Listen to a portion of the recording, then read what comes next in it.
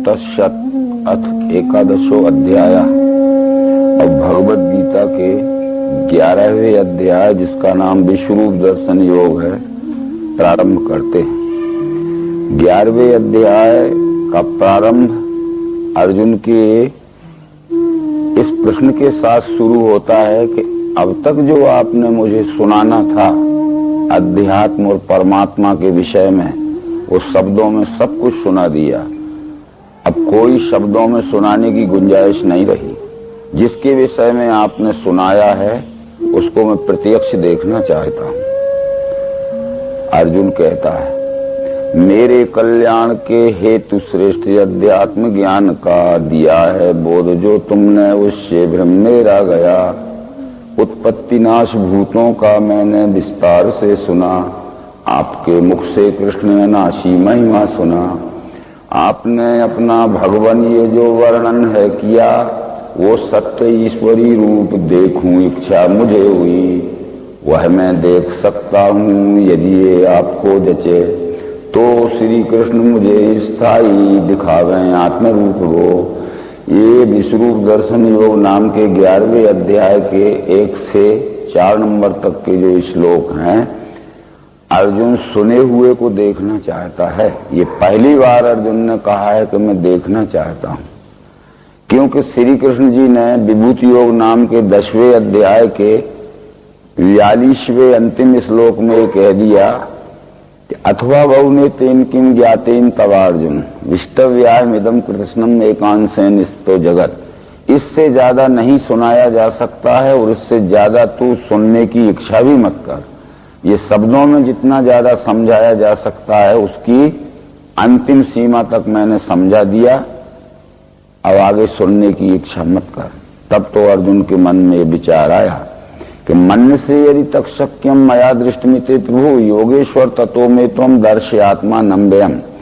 यदि मुझे आप ये परमात्मा का विश्व रूप देखने के योग्य पात्र समझते हो और आप भी दर्शन करा देने में समर्थ हैं पूर्ण, तो कृपा करके मुझे अव्यय आत्मा का दर्शन कराओ। बस यहाँ प्रश्न आता है, योगेश्वर ततो में त्वं दर्शय आत्मानम अव्ययम। प्रश्न एक वचनी है कि मुझे अव्यय आत्मा का दर्शन कराओ, आत्माओं के दर्शन कराओ नहीं। परंतु कृष्ण जी ने जो उत्तर दिया तुरंत, पश्य में पार्थ रूपाणी सत्सो नाना विधानी दिव्यानी नाना वर्णाकृतीन चा। देख ले पार्थ, तू मेरे अनंत स्वरूप हैं, अनेक भांति के दिव्य अनेक रंग रूप के। अब ये प्रश्न यहां उठता है कि कृष्ण का, अर्जुन का प्रश्न एक वचनी है कि मुझे अव्यय आत्मा का दर्शन कराओ।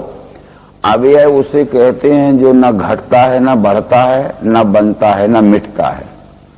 ऐसे अव्यय अविनाशी आत्मा का दर्शन कराओ। तो कृष्ण जी ने इस विश्व की ओर अंगुली निर्देश करके कहा, ये विश्व ही अव्यय अविनाशी आत्मा है। चारों ओर नजर फैला के देख ले, अनेक रंगों में, अनेक बनावटों में, सैकड़ों और हजारों रूपों में ये फैला हुआ है।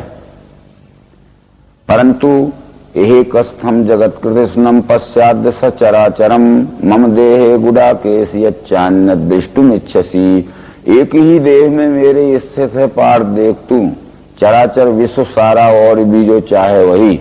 इस विश्व के एक ही विराट देह में जड़ चेतन के सहित यह आदि अंत मध्य रहत विस्तार फैला हुआ है। ये तू नजर फैला के देख ले।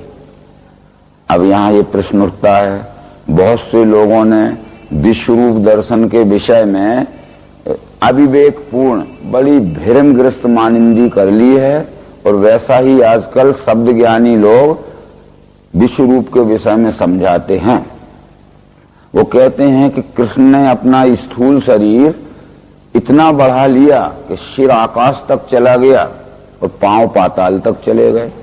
तब ये प्रश्न उठता है कि अर्जुन का तो ये प्रश्न ही नहीं था। वो तो कह रहा था कि जो न घटता है, न बढ़ता है, न बनता है, न मिटता है, ऐसे अव्यय आत्मा का दर्शन कराओ। और कृष्ण ने अपना सिर बढ़ा लिया व्यष्टि देह का और पांव पाताल तक चले गए। तो अर्जुन के रथ पर श्री कृष्ण बैठे थे और रथ के गुंबज की छाया श्री कृष्ण के सिर के ऊपर थी। तब सिर बढ़ा था तो रथ भी जरूर बढ़ना था, अथवा रथ ना बढ़ता तो जैसे मेरा सिर मैं बढ़ाऊं और ये लेंटर ना बढ़े तो सिर इस लेंटर में टकरा के या तो सिर में चोट लग जाएगी या लेंटर टूटता हुआ सिर आगे चला जाएगा। तो न रथ टूटा और न रथ बढ़ा, न उसके गुंबज में सिर टकराया। यदि पांव बढ़कर पाताल तक चले गए थे तो दोनों सेनाओं के बीच में रथ खड़ा हुआ था। पांव जब पाताल तक घुसते तो धरती फट जाती बहुत सी और हजारों लोग उसमें धसक जाते और बड़ा भीषण आवाज होती उसमें। तो एक आदमी की भी हलचल नहीं हुई, ऐसा कैसा बढ़ाया करिश्मा। ये बिल्कुल गलत अर्थ है। जो स्वयंभू विश्वरूप है वो यही विश्वरूप है, न घटता है न बढ़ता है और न बनता न मिटता है। इसके प्रमाण वेदों में दिए गए। एतद विश्वमिदं सर्वम जगदे तच्च चराचरम परब्रह्म स्वरूपस्य। जो चराचर के सहित यह संपूर्ण जगत दिख रहा है यही परब्रह्म विश्वरूप है। परंतु ओमित्येकाक्षरम ब्रह्म विश्वरूप विलक्षणम साकारम च निराकारम अद्वितीय परात्परम। ओम नाम से इस विश्वरूप परमात्मा को ही कहा गया है। और ये साकार निराकार में जड़ चेतन में जो कुछ भी दृश्य दिख रहा है यह सब विश्वरूप ही है। वेदों में अनेक मंत्र ऐसे आए हैं, वो बतलाने के बाद फिर यहाँ प्रयोग शुरू करेंगे। ऋग्वेद में ये कहा गया है कि संयुक्त में तक्षरक्षरम चा व्यक्ता व्यक्तम भरते विश्व ईशा। जो क्षर यानी सगुण, अक्षर यानी निर्गुण का समुच्चय यानी मिला हुआ अखंड एक रूप है और साकार और निराकार आदि कल्पनाएं जिसमें विलय हो जाती हैं उसका नाम विश्वरूप है। तो इस तरह से विश्वरूप के विषय में अनेक प्रमाण दिए हैं। महाराष्ट्र के संतों ने भी इस बात को अपने संत वांग्मय में कहा है कि विश्व हेची आहे स्वरूप विष्णु चे। ज्ञानेश्वर ने भी कहा है कि विश्व रूप पाहे संभवते रूपणे पाहे चहु कड़े तोची दिशे।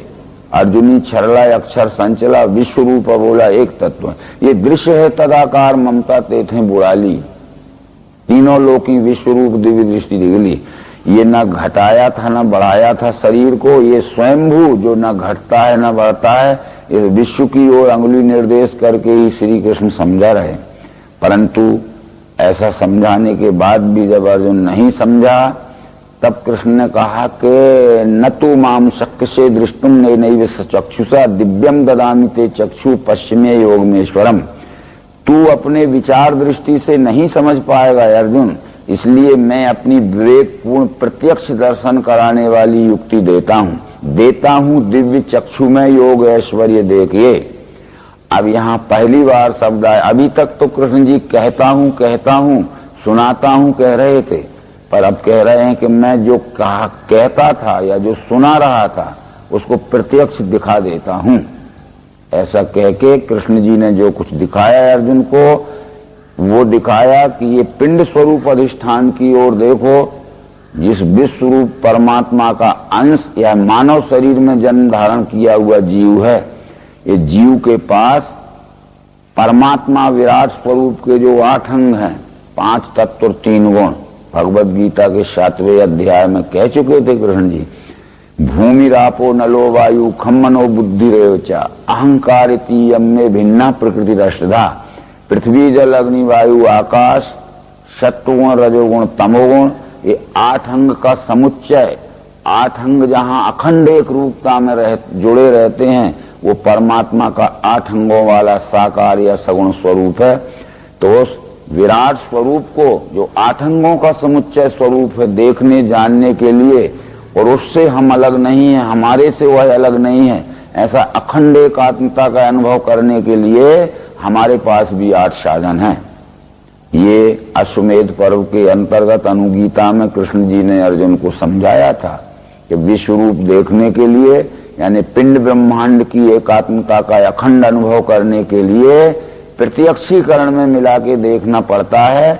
जिन साधनों से देखना पड़ता है वो इंद्रियाणी नरे पंच षष्टम तु मनुच्चिते सप्तमी बुद्धि रित्याहु क्षेत्रज्ञ पुनि अष्टमा। 5 ज्ञान इंद्रियां हैं जिनके नाम है कान, आंख, त्वचा, जीभ, नासिका। षष्टम तु मनुच्चिते, छठवां संकल्प विकल्पात्मक वृत्ति मन है।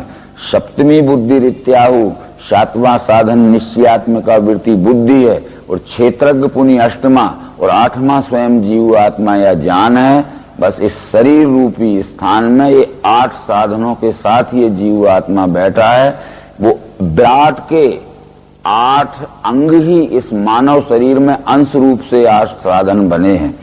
अतः यह साधक स्वरूप जीव अपने 5 ज्ञानेंद्रिय, 6वें वंश, 7वीं बुद्धि और स्वयं 8वां जीव आत्मा प्रत्यक्ष दर्शन के साधन पथ पर चलकर अपने साध्य स्वरूप में एकात्मता का अनुभव कर ले। इसके लिए प्रत्यक्ष प्रयोग दिखाना पड़ेगा।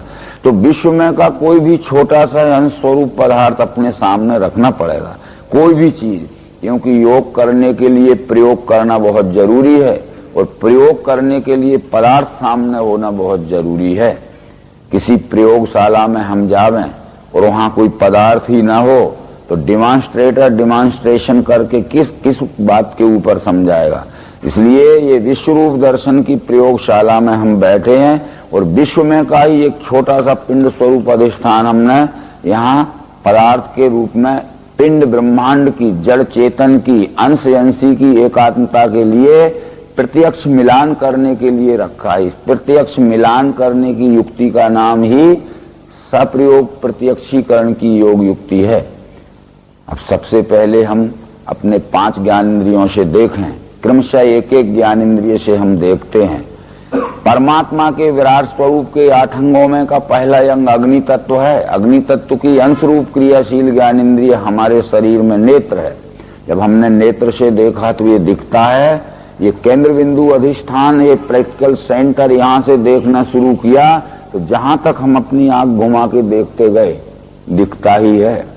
बस आंख का काम केवल देखना है, पर आंख प्रकाश में देखती है और जो कुछ भी दिखता है वो प्रकाश में ही दिखता है। यदि प्रकाश बंद हो जाए तो हमारी आंख खुली भी रहती है, कुछ नहीं दिखता है। और यदि प्रकाश कितना ही फैला रहे पर जिसकी आंख में प्रकाश ना होगा उसको भी नहीं दिखेगा। इसलिए विराट का अग्नि तत्व ही हमारे मानव शरीर में अंश रूप से क्रियाशील ज्ञानेंद्रिय नेत्र है और विराट का ये दृश्य गुण ही रूप है। हमने देखा रूप भाव से अग्नि तत्व इस छोटे टुकड़े से लेकर हमारे सहित ये जड़ में और चेतन में आदि अंतर है संपूर्ण विश्व में। ये रूप अटूट और अखंड हमें दिखा। जड़ में भी रूप है, चेतन में भी रूप है। इसमें मत पंथ संप्रदाय जाति पाति आदि को कोई गुंजाइश नहीं है। इस रूप के अंतर्गत हिंदू, मुसलमान, ईसाई, गरीब, अमीर सब नदी पहाड़ आ चुके, सूर्य चांद, रूप से अलग कोई नहीं है। रूप अटूट और अखंड हमने देखा, परंतु ये प्रश्न उठता है कि हम कहते अखंड रूप देखा, ये अलग है, ये अलग है, अलग अलग चीजें दिखती हैं, नानात्व और भिन्नत्व दिखता है। पर फिर यहाँ विचार दृष्टि से देखना पड़ेगा, जो विवेक दृष्टि से देखना पड़ेगा। ये छोटा सा टुकड़ा मेरे हाथ में और हाथ इस छोटे से रूप में जुड़ा हुआ है और हाथ का रूप इस शरीर के रूप में, शरीर का रूप हाथ में और ये शरीर जमीन में और जमीन हाथ और जमीन में हम सब स्टूल, टेबल, मकान, जिला, शहर, पृथ्वी और पूरा विश्व इस रूप से जुड़ा हुआ है। किसी तरह भी खंड नहीं हो सकता है। अगर हम इसको छोड़ भी दें तो ये जरूर यहाँ जुड़ गया, उसमें मैं भी जुड़ा हूं, ये जमीन और सब जुड़ा हुआ है। इसलिए राम ने अपनी माता कौशल्या को ये अखंड रूप ही बतलाया था। दिखराया निज मातु ही अद्भुत रूप अखंड, रोम रोम प्रति लागे कोटि कोटि ब्रह्मांड। अनंत कोटि ब्रह्मांड इस रूप से जुड़े हुए हैं और ये रूप सबसे जुड़ा हुआ है। हम भी उसमें सब जुड़े हुए हैं। इस तरह से रूप भाव से तेज तत्व को हमने देख लिया। 8 अंगों में के एक अंग का दर्शन हुआ। परमात्मा के साकार स्वरूप के 8 अंगों में का दूसरा अंग वायु है, जिसका विस्तार बहुत बड़ा है। वायु हमारे मानव शरीर में अंश रूप से क्रियाशील ज्ञानेंद्रिय त्वचा है, चमड़ी है। हमने इसी पदार्थ को जब हाथ से त्वचा से छू के देखा तो स्पर्श का ज्ञान हुआ। स्पर्श केवल यही नहीं है, हमने अपने को ये सामने रखी हुई सब वस्तुओं को छू के देखा, स्पर्श का ज्ञान होता है। बिना छुए प्रयोग किए बगैर स्पर्श का ज्ञान नहीं होता है। ठंडा, गरम, मुलायम, कड़ा, खुरदरा, चिकना आदि जो है वो छूकर ही देखा जाता है। परंतु हमारे त्वचा में, चमड़ी में ब्रह्मांड के वायु तत्व की क्रियाशील स्पर्शन शक्ति है, तब हम त्वचा से छूकर वायु के गुण स्पर्श का अनुभव कर सकते हैं। यदि पैरालाइसिस आदि रोग हो जाए या त्वचा में कोई बीमारी हो जाए तो इसकी स्पर्शन शक्ति क्षीण हो जाती है, तो त्वचा से छूने पर भी स्पर्श का ज्ञान नहीं होता है। इसलिए वायु ही त्वचा में स्पर्शन शक्ति के रूप में है, तब त्वचा से छूकर ही वायु के गुण स्पर्श का ज्ञान होता है। तो हमें अनुभव आया कि छोटे टुकड़े से लेकर हमारे से संपूर्ण चराचर में स्पर्श भाव से वायु भी भरा हुआ है। तीसरा आकाश है, उसकी क्रियाशील ज्ञान इंद्रिय कान है। कान का आकाश का गुण शब्द है। हमने इस पदार्थ को प्रयोग करके देखा तो शब्द आता है। केवल शब्द यही नहीं है, ये तो यहाँ से हम प्रयोग प्रारंभ करते और हर एक चीज में देखते जा रहे हैं कि सब जगह शब्द है। जड़ में भी शब्द है, चेतन में भी शब्द है।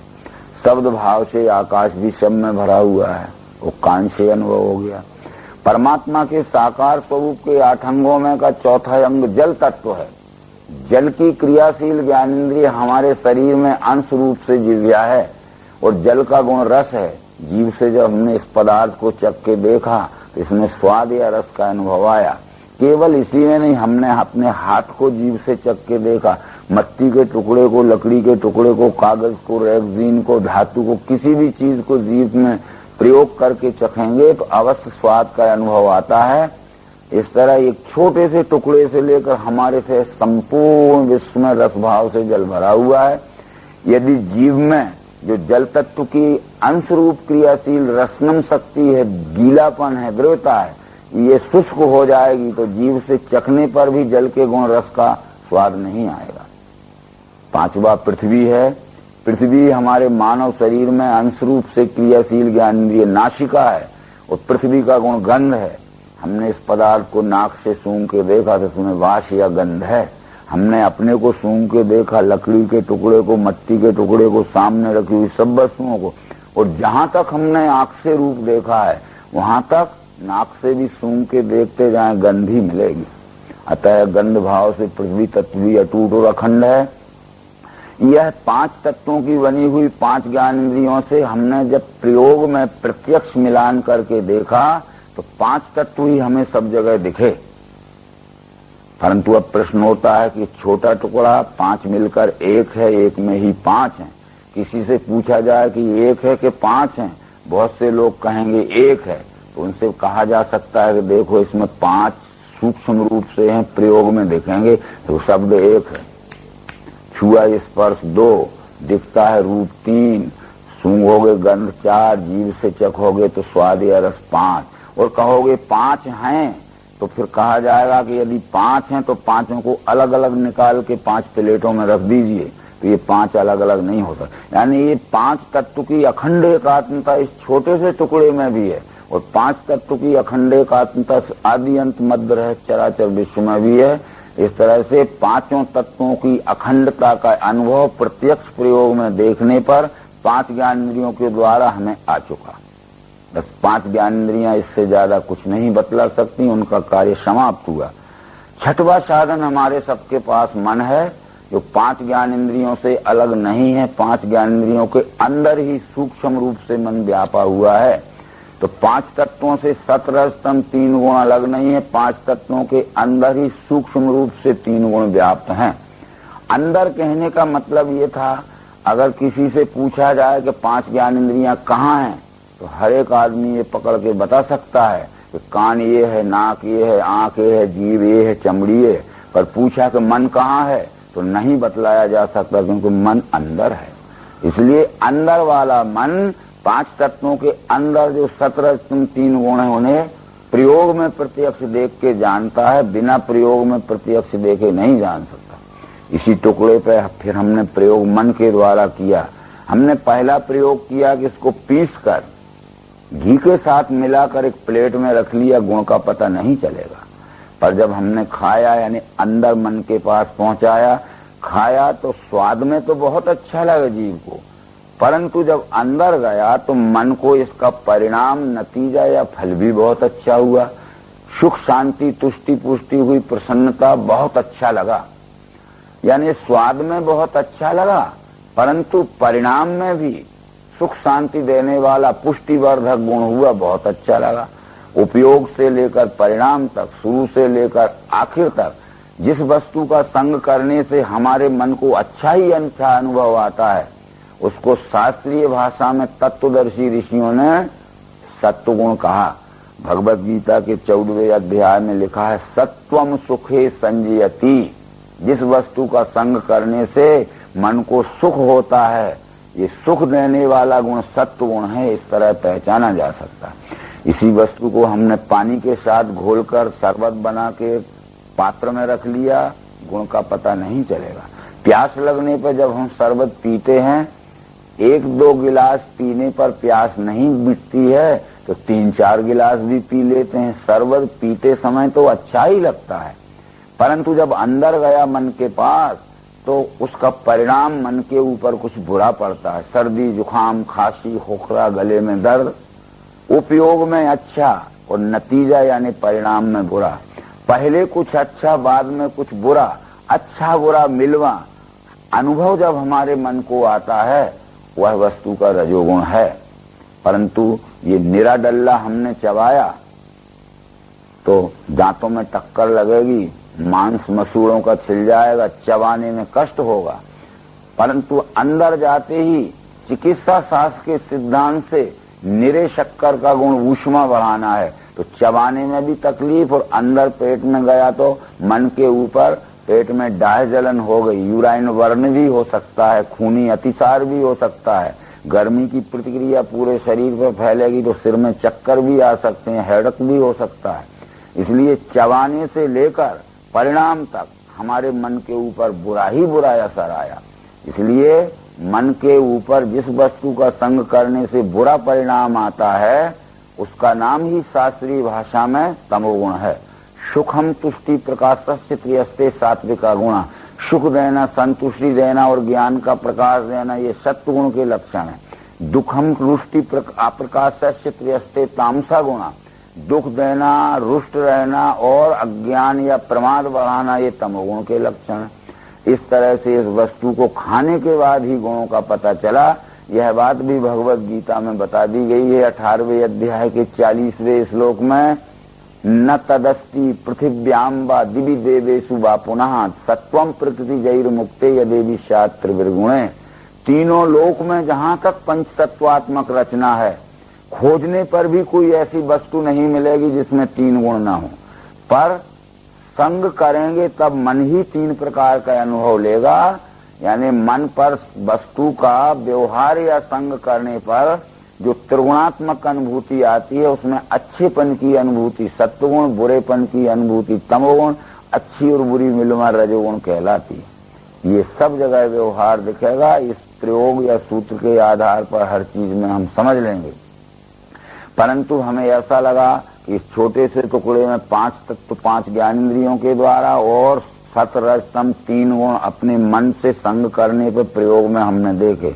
5 तत्व और 3 गुण की अखंड एकात्मा इस छोटे टुकड़े में, इस तरह 5 तत्व और 3 गुण की अखंड आत्मा एकात्मता इस संपूर्ण चराचर विश्व में है।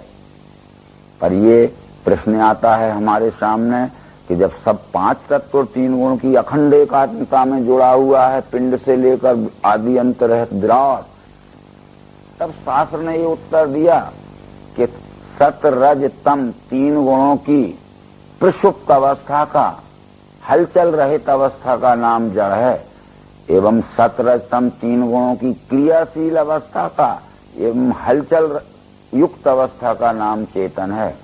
ये सत्व रज तम 3 गुण खाद्य पदार्थों में सूक्ष्म रूप से रहते हैं, जो हमें हिलते डुलते नहीं दिखते हैं। जब खाद्य पदार्थ हम भक्षण क्रिया द्वारा खा लेते हैं तो इनके सतरजतम 3 गुण हमारी नाड़ी में कब्बात पित्त धातु के रूप में स्पंदन करते हैं, हिलने डुलने लगते हैं, और इनकी अंतिम उत्क्रांति हमारे अंतःकरण में मन बुद्धि अहंकार के रूप में होती है। इसलिए प्रत्यक्ष प्रमाण अपने पास रहता है कि जैसा अन्न हम खाते हैं वैसा मन बुद्धि और चित्त के ऊपर असर पड़ता है। एक मादक वस्तु हम अभी खा लें जो तमोगुण प्रधान रहती है तो जरूर हमारे अंतर्गत प्रमाद और अहंकार बढ़ जाएगा। तब ज्ञानी लोगों ने ये कहा था कि भाई सत्वगुणी भोजन करना चाहिए, बुद्धि ठीक रहती है। क्योंकि सत्वगुणी भोजन करने से बुद्धि ठीक रहती है, तो वो भोजन में सत्वगुण दिखता नहीं है, पर उसको खा लेने के बाद बुद्धि के रूप में उसका काम होता है। तमोगुणी भोजन नहीं करना चाहिए, क्योंकि प्रमाद अहंकार बढ़ता है। तो खाने की चीज में जो तमोगुण रहता है दिखता नहीं, पर खाने के बाद हमारे अंतःकरण पर प्रमाद और अहंकार का असर आता है। एक उदाहरण इसका बहुत अच्छा दिया जा सकता है। एक पात्र में भर के हम यहाँ शराब रख लें, वाइन, वर्षों रखी रहेगी, हिलेगी डुलेगी नहीं, परंतु किसी बड़े महात्मा को भी एक बाटल शराब पिला दीजिए और 5 मिनट में देख लीजिए सब अंट बकने लगेगा, तोड़ना फोड़ना करने लगेगा। उस शराब नामक तमोगुणी पदार्थ का असर जब तक अंतःकरण में प्रमाद के रूप में रहेगा, तब तक वो बहुत अभद्र व्यवहार करेगा और असर समाप्त होते ही फिर नॉर्मल हो जाएगा। इस तरह से इन गुणों का ही असर, हमने कई बार पढ़ा था, जैसा खावे अन्न वैसा होवे मन। अन्न में ये गुण जो सूक्ष्म रूप से रहते हैं, वो भक्षण क्रिया द्वारा खाते ही वही गुण स्थूल रूप धारण करते हैं। सत्वगुण का स्थूल रूप बुद्धि है, रजोगुण का स्थूल रूप मन है, तमोगुण का स्थूल रूप अहंकार है, जो हमारे मन बुद्धि अहंकार हैं जो हिलते डुलते हैं। तब भगवत गीता के 7वें अध्याय में कृष्ण जी ने बता दिया था कि पृथ्वी जल अग्नि वायु आकाश मन और भी अहंकार, यही मेरे प्रकृति के 8 अंग हैं। ये 8 अंग जहाँ इकट्ठे रहते हैं वो मेरा साकार स्वरूप है। वो यहाँ भी है, कण कण में भी है, संपूर्ण आदि अंतरहित विश्व में भी है। जिनको सगुण या साकार का दर्शन करना है, उन्हें चाहिए कि अपने 5 ज्ञानेंद्रिय और 6वें मन के द्वारा कण कण में, अपने में, सचेतन में और अचेतन में, प्रयोग में प्रत्यक्ष मिलान करके 5 तत्व 3 गुणों का दर्शन कर लें। यदि 5 तत्व 3 गुणों का दर्शन नहीं हुआ तो सगुण का दर्शन झूठा मनगढ़ंत कल्पना है, भ्रमग्रस्त कल्पना है। ये प्रत्यक्ष ही देख लीजिए। अब नवरात्रि के समय जब हम दुर्गा पाठ करते हैं तो उसमें ये लिखा है, दुर्गा कहते हैं परमात्मा की 8 भुजा वाली देवी को, अष्टधा प्रकृति को, मूल माया को, यानी सगुण या साकार स्वरूप को। तो वहां भी ये बतलाया गया है कि रसे रूपे च गंधे च शब्दे स्पर्शे च योगिनी सत्वम रजस्तमश्चैव रक्षेन नारायणी सदा। जो रस रूप गंध शब्द स्पर्श सत्र स्तम, इन 8 अंगों से संपूर्ण चराचर दृश्य में व्याप्त है। हे नारायणी यानी परमात्मा की मूल माया, तू मेरी रक्षा कर। बराबर सर्वरूप मयी देवी सर्वम देवी मयम जगत अतो हम विश्व रूपाम त्वाम नमामि परमेश्वरी। ये सब 5 तत्व 3 गुणों का फैला हुआ फैलाव है। सर्वरूपमयी देवी, ये सर्वम देवी मयम जगत, ये सारा जगत 5 तत्व 3 गुण का बना हुआ यानी देवी मय है। अतो हम विश्व रूपाम त्वम नमामि परमेश्वरी, ये विश्व विराट ही 5 तत्व और 3 गुण 8 अंगों का बना हुआ आदि अंत मध्य रहत परमात्मा का सगुण स्वरूप है। ये हमने यहाँ अनुभव किया। परंतु एक बात लिखी गई थी ये कि निर्गुण रूप सुलभयति सगुण न जाने को। जिस विश्व रूप के साकार स्वरूप को हमने जन्म से आज तक देखा और सवेरे से शाम तक देखते हैं और सब प्रकार का व्यवहार करते हैं, देखते हुए भी हम उसको पहचान नहीं पाए। जैसे एक आदमी रहता है, वो उसको हम अच्छी तरह देख लेते हैं, ये हमारे सामने बैठे हुए हैं और हमने आपसे कहा कि इनको देख लीजिए और आप बार बार देख लेना है, आगे पीछे ऊपर नीचे। मैं पूछूंगा देख लिया है आपने, आप कहोगे देख लिया। फिर मैं कहता हूं आप जानते हो, कहोगे देख तो लिया पर जानते नहीं। तो जिस विश्व को हम देख रहे थे पर ये नहीं जान पा रहे थे कि यही है सगुण रूप, यही है विराट रूप, ये श्री कृष्ण जी ने यहाँ बताया। 7वां साधन बुद्धि है। इस संपूर्ण साकार में प्रिय रूप से, अस्थि भांति प्रिय रूप से निराकार भरा हुआ है। वो जैसे इस डल्ले के आकार में प्रिय रूप से निराकार या मिठास भरी हुई है। ये कितना ही चेंजिंग होता जाए, अब ये सॉलिड डल्ला है तो इसका रूप पीस के हम पाउडर कर देंगे तब भी इसमें मिठास है, और पीस दिया तब भी मिठास रहेगी। फिर इसको पानी में डाल देंगे तो ये लिक्विड हो जाएगा, शरबत हो जाएगा, तब भी मिठास रहेगी। स्वरूप कितने ही बदलते जाएं, परंतु इसमें अस्तित्व में जो प्रियत्व निराकार रूप से भरा है वो बदलने वाला नहीं है। इसलिए बदलते हुए विश्व के हर क्षण में वह हमें अस्थि भांति प्रिय रूप से नित्य व्यवहार में नजर आता है। उन निराकार को अविनाशी तत्व कहा। परंतु एक बात इसमें आई, कुछ लोग कहने लगे कि साकार सत्य है, निराकार झूठा है। कुछ लोग कहने लगे कि निराकार सत्य है, साकार झूठा है। आज ये जगत का यही हाल है। आर्य समाज, कबीर पंथ, इस्लाम और ईसाई धर्म कहते हैं कि निराकार सच्चा है, साकार झूठा है। पर कुछ लोग कहते हैं कि साकार सच्चा है, निराकार झूठा है। तो ये सच्चे झूठे का भ्रम इस जीव का कैसे जावे? तब सदगुरु ने समझा दिया कि जो कहते हैं कि साकार झूठ सच्चा है, निराकार झूठा है, तो एक काम करें, इसके आकार को निकाल लें। इसमें भरी हुई जो मिठास निराकार है वो झूठी है, तो मिठास नहीं आना चाहिए, झूठी। आकार अकेला निकाल के, जब आकार अकेला निकाला तो आकार अकेला नहीं निकलता, उसके साथ मिठास आती है, निराकार आता है। फिर छोटा भी रूप हमने किया तो उसका आकार ही आकार के सहज साकार निकालने में निराकार मिठास उसके साथ में न आवे, तब भी अवश्य कितना ही छोटा कान निकाला जाएगा, आकार के साथ में निराकार मिठास भी आती है। परंतु जब ये हमने सोचा कि निराकार को साकार से अलग कर ले, तो इसकी मिठास निराकार को ही निकालना चाहा, तो इसके साथ आकार यानी साकार आता है, अलग होता ही नहीं है भरसक संभव प्रयत्न करने पे। तो परस्पर आश्रिता हेते परस्परम अनुवृता, परस्परेण वर्तन्ते धारयन्ति परस्परम, अन्योन्य मिथुना हेते अन्योन्य उपजीवना, क्षणम वियोगो न हे श्याम न त्यजन्ति परस्परम। साकार से निराकार और निराकार से साकार, जैसे इसके डल्ले से आकार से मिठास निराकार और मिठास निराकार से इसका आकार अलग हो ही नहीं सकता। कब तो ये वस्तु दो है ही नहीं, तो दो अलग कहाँ से हो जाए? केवल भ्रम की कल्पना से हमने दो माना था। तब सदगुरु ने कहा कि इसका नाम बता देते हैं, ये खड़ी साकर है। जब इसका नाम लिया हमने मिश्री, तो पूछा है आपसे कि आकार काय का दिख रहा है?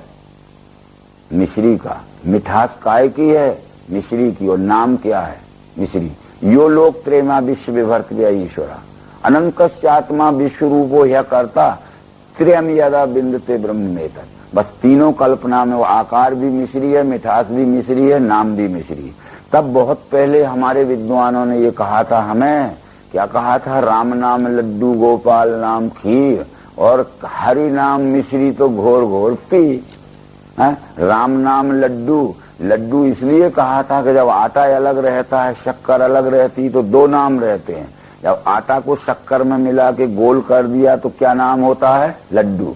लड्डू आटा को कहते हो कि शक्कर को कहते हो? अरे आटा और शक्कर दोनों इकट्ठे मिल गए, लड्डू। लड्डू कहते ही आटा भी उसी में है, शक्कर भी उसी में। गोपाल नाम खीर, जब चावल अलग रहता है, दूध अलग रहता है, तो दो नाम रहते हैं। जब चावल को दूध में डाल के पका देते तो खीर नाम हो जाता है। खीर चावल को कहते हैं कि दूध को, यानी खीर कहते ही चावल भी उसी में है, दूध भी उसी में है। तो हरि नाम मिश्री तो घोर घोर पी। अब वो परमात्मा का नाम मिश्री है कि क्योंकि मिश्री इसलिए कहा कि वह सब में मिश्रित है और सब उसमें मिश्रित है, यानी वह सब में है, सब उसमें है। तब फिर वो इस तरह से अनुभव इसमें करके देख लीजिए, ये सब हमें विश्वरूप दर्शन दिखेगा। इसका मनन करने से आदि शंकराचार्य ने ये कहा कि सुरतौ शतगुणम विद्यात मननम मननादभि निदिध्यासम लक्ष्य गुणम अनंतम निर्विकल्पम। सुने हुए और समझे हुए ज्ञान को 100 बार मनन करना पड़ेगा, तब निश्चय पक्का होगा। केवल एक क्षण में ही पक्का नहीं होता है, अभ्यास से तो पुनः पुनः। ये अर्जुन ने देखा।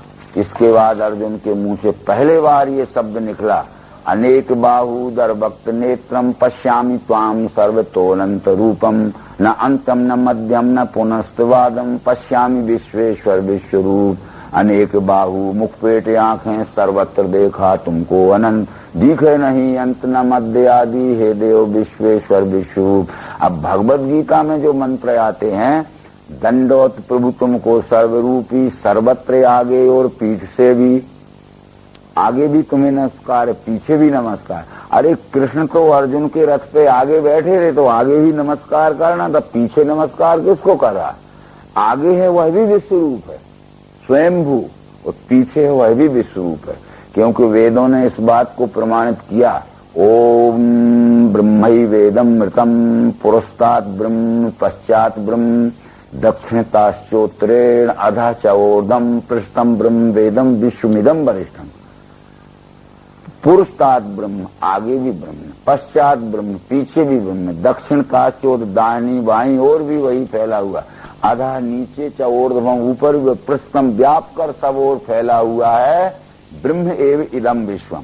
तो चाहे आगे नमस्कार करो, चाहे पीछे करो, चाहे दाहिनी बाईं ओर करो, चाहे ऊपर करो नीचे करो, सब मिलके विश्वरूप ही है, दसों दिशाओं में जो फैला हुआ है। इस तरह से आगे अर्जुन ने जो प्रार्थना की अनेक प्रकार की, परंतु ये देता हूं दिव्य चक्षु में योग व ऐश्वर्य देखे, भगवत गीता में ये बात छूट गई। जैसे मैं आपसे कहता हूं कि मैं पेन आपको देता हूं, तो देने के साथ में वो आपको देना पड़ेगा। तो कृष्ण ने कहा देता हूं दिव्य चक्षु में, तो क्या दिया और कैसे दिया ये यहाँ भगवत गीता में रह गया। पर देता हूं कहते समय कुछ दिया जरूर, यानी वो प्रत्यक्ष दर्शन युक्त बोध दिया। मैं कहूंगा देखो ये पेन है, तो पहले पेन सामने करूंगा तब कहूंगा देखो ये पेन, और मैं कहूंगा देखो ये पेन है, तो क्या क्या देखोगे आप? इसलिए यह प्रयोग छूट गया। इसलिए मानव जगत गीता का अध्ययन करने के बाद भी विश्व रूप के विषय में भ्रमित हो गया। आगे ये प्रार्थनाएं शब्द हम विश्व रूप की देखेंगे। हे देव के देव मुझे तुम्हारे सुदेह में सर्वहि देव प्राणी, प्रजेश ब्रह्मा कमलासनस्थ सारे ऋषि सर्प सुदीखते। अब देख लीजिए यहाँ बैठे बैठे आप जितनी भी पांच तत्व, तीन गुण सगुण और उससे अलग नहीं उसमें व्यापा हुआ निर्गुण, और सगुण निर्गुण मिलके सब विश्वरूप परमात्मा है, उसमें क्या नहीं हो रहा है। अनेक युद्ध हो रहे होंगे इस समय दुनिया में, अनेक एक्सीडेंट हो रहे होंगे इस समय दुनिया में, अनेक हिंसक जीव एक दूसरे को खा रहे होंगे, बाघ बकरी को पकड़े होगा, कहीं सर्प मेढक को पकड़े होगा, क्या नहीं होगा, सब कुछ हो रहा है, सब समय सब कुछ हो रहा है। वो इस तरह से अर्जुन ने इस विश्व में उत्पत्ति स्थिति लय की अनेक घटनाओं का विचार किया, और उसमें ये भी विचार किया कि ये भारत का युद्ध अब टलने वाला नहीं है, यह ईश्वरी इच्छा से कर्म फल भोगने के लिए सब समूह इकट्ठा हुआ है, और कर्म के फल भोग का निपटारा इसी मैदान में होने वाला है। मैं तो एक निमित्त हूँ बस, क्योंकि कृष्ण जी ने कह दिया कि निमित्त हो तुम भिड़ सब साचिन, मैंने किया जन्म, मैंने मारा जन्म के साथ इनको। ये तो जन्म लेते ही कितने समय में कितना कर्म फल भोग पूरा होना है और इनका देह त्याग होना, ये तो पहले निर्णय हो चुका है, केवल तू निमित्त तो हो जा। ये सब बातें बतलाते हुए सब कुछ उसने देखा इस विश्व में क्या नहीं है, आगे के लिए गदा चक्र किरीटधारी तेजो राशि दीप सर्वत्र फैली। बाद में नयादि मध्यांत अनंत वीर्यम अनंत बाहु शशूर नेत्रम पश्यामि त्वाम दीप्त हुतासु वक्त्रम स्वतेजसा विश्वमिदं तपंतम। आदि अंत मध्य जो रह दिख रहा है, और परिवर्तन भी हो रहा है, परिवर्तन होते हुए जिसका अविनश्यत्व भी अटल है, क्योंकि ये सब बातें शब्द बोध में दूसरे अध्याय तीसरे चौथे में समझा चुके थे।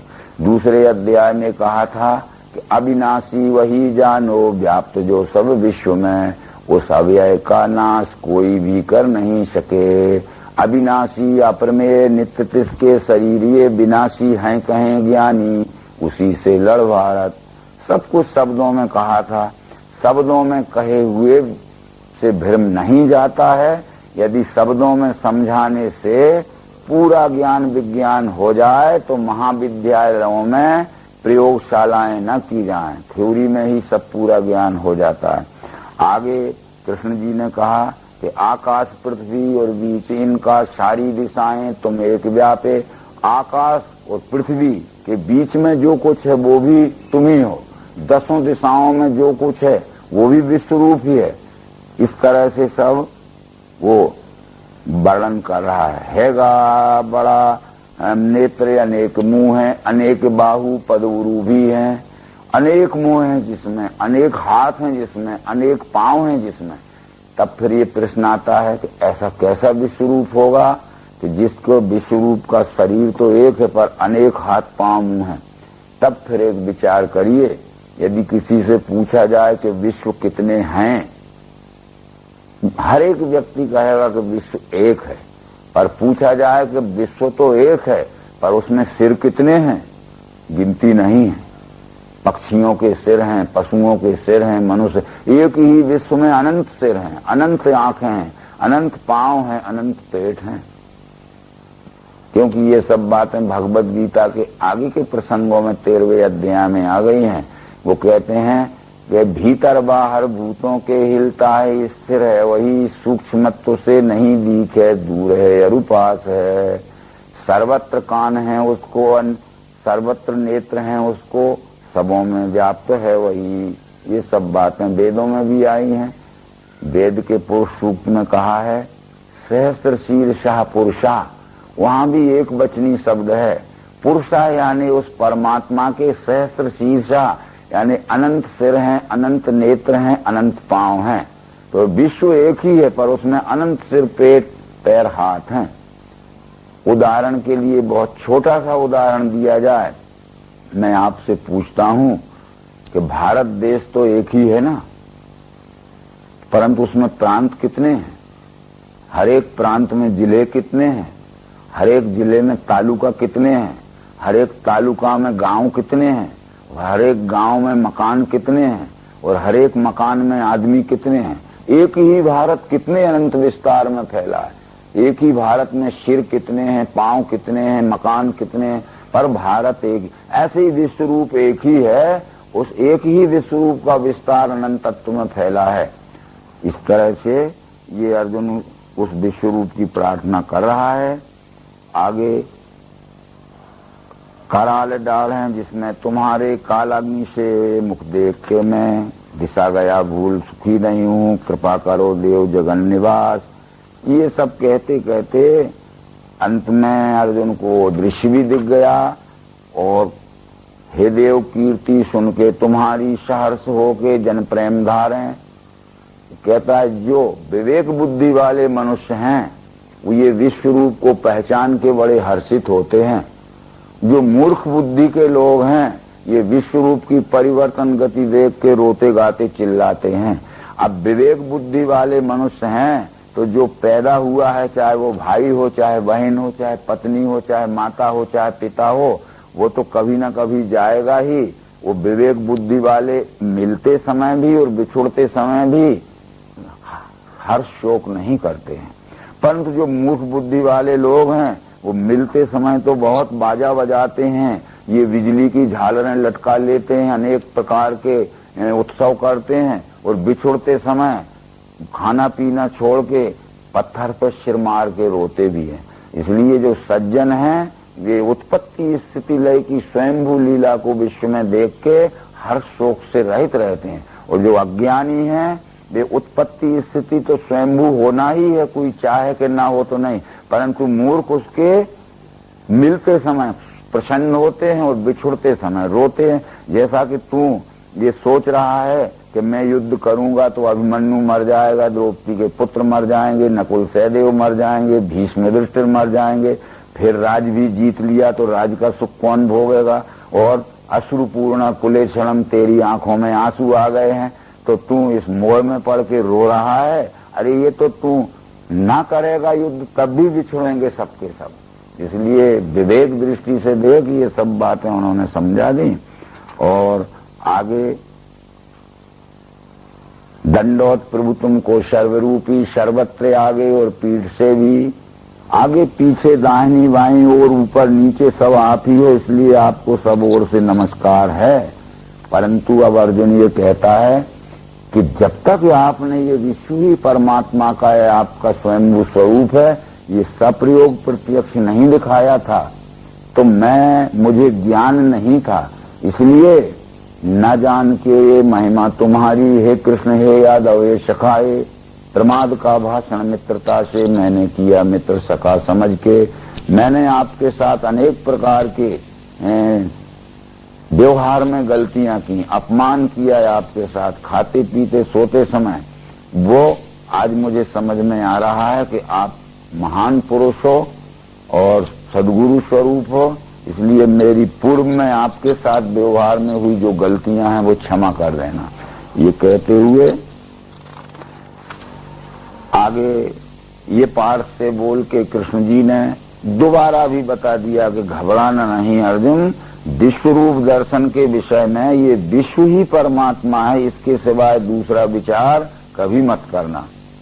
फिर से ये पुनरावृत्ति कर दी कि न विश्व के बाहर परमात्मा है, न विश्व के अंदर परमात्मा है। ये अंदर बाहर की कल्पना तू छोड़ दे, ये विश्व ही परमात्मा है, ये बताया।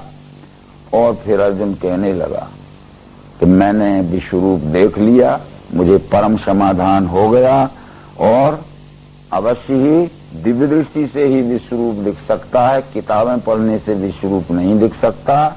तो कृष्ण जी बोले कि ठीक बात है अर्जुन, तूने जो ये लखा में रूप दुर्लभ दिखना, देव भी चाहते हैं देखने को सदा इसे।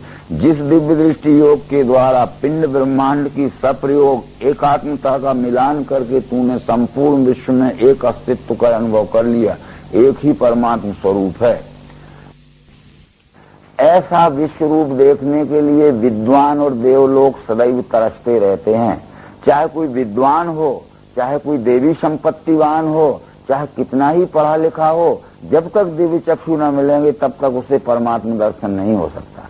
अर्जुन को भी श्री कृष्ण ने जब तक ये दिव्य चक्षु यानी पिंड ब्रह्मांड की सप्रयोग प्रत्यक्ष दर्शन कराने वाला योग नहीं दिखाया, तब तक अर्जुन जैसा विद्वान भी ये विश्व ही परमात्मा नहीं जान सका। तो कितना ही विद्वान क्यों ना हो जाए और कितना ही ऊंची कोटि में क्यों ना पहुंच जाए, पर ये युक्ति नहीं मिलेगी तब तक दर्शन नहीं हो सकता। इसलिए आगे कृष्ण जी ने उसको फिर कहा कि वेदों से तप करने से, दान से, यज्ञ आदि से अशक्य देखना है ये जैसा तूने मुझे लगा। चाहे कोई वेद पढ़ ले, चाहे कोई दान दे दे, यज्ञ कर ले, कितना ही क्लिष्ट तप कर ले, इन उपायों से परमात्मा दर्शन नहीं होता है। तो कृष्ण जी ने बताया होता कैसे है। अनन्य योग द्वारा ही तत्वतः इस प्रकार में जानने देखने वैसे मिलने योग्य पाठ हूँ। अनन्य योग के द्वारा यानी अन कहते हैं नहीं और अन्य कहते हैं दूसरा, जिस सप्रयोग प्रत्यक्षीकरण की युक्ति से ये जो एक में है वही सब में है और जो सब में है वही एक में है, दूसरा कुछ नहीं है, सब मिलकर वह एक ही है, ऐसा सप्रयोग प्रत्यक्ष मिलान करके दिख जाता है। बस उस अनन्य योग के द्वारा इस विश्व रूप का दर्शन होता है, दूसरा दुनिया में कोई उपाय नहीं है। इसमें आगे भी 48वें अध्याय श्लोक में विश्व रूप दर्शन के कह चुके हो कि नहीं वेद से, नहीं यज्ञदान से, नहीं क्रिया से, नहीं उग्रता पे, ये रूप तेरे बिन अन्य मेरा यहाँ नरों में नहीं दिख सकता। वेद पढ़े, चाहे कोई उग्र तप करे, चाहे भूखा रहे, चाहे उपास करे, चाहे व्रत करे, चाहे तीर्थ में जाए, जब तक यह युक्ति न मिलेगी तब तक ये विश्व ही परमात्मा है, यह नहीं देखा जा सकता, नहीं जाना जा सकता। केवल भक्ति रहे समय फालतू ही बर्बाद करना होगा, इस युक्ति से ही देखा जा सकता है। इस युक्ति से देखने के जानने के बाद कृष्ण जी ने कह दिया कि यदि देख लिया जान लिया तो एक ही काम शेष रहता है अर्जुन, अपने स्वकर्म द्वारा छल कपट छोड़कर सच्चाई के साथ इस विश्व रूप की सेवा करने का नाम ही अनन्य भक्ति है। स्वकर्मी मुझ में निष्ठा, भक्त मेरा यह संग जो, निर्वैर सब भूतों से वो पाठ मुझ में मिले। अपने स्वकर्म द्वारा विश्व रूप में निष्ठा रख के और अपने निष्काम भाव से इस विश्व रूप की यथोचित जो सेवा करता है वो मेरे स्वरूप में मिल जाता है, वो मेरा ही स्वरूप है। इसलिए पहले तो उसको देखें और फिर उसके साथ में सेवा में व्यवहार करें। उसके देखने की युक्ति का नाम ही विज्ञान दृष्टि, विवेक दृष्टि, अध्यात्म दृष्टि या दिव्य दृष्टि है। और देखने के बाद उसके साथ में सेवा में, निष्काम सेवा में व्यवहार करे का नाम ही अनन्य भक्ति है। बस प्रश्न यही था कि जानो और करो। जानो तो क्या, ये विश्व ही परमात्मा, ये जानो। करो तो क्या, ईमानदारी से अपने स्वकर्म द्वारा सेवा करो, ये अनन्य भक्ति है। ऐसा बतलाते हुए ये विश्व रूप दर्शन योग नाम का 11वां अध्याय संपूर्ण हुआ। ओम शांति। नर्मदे हर।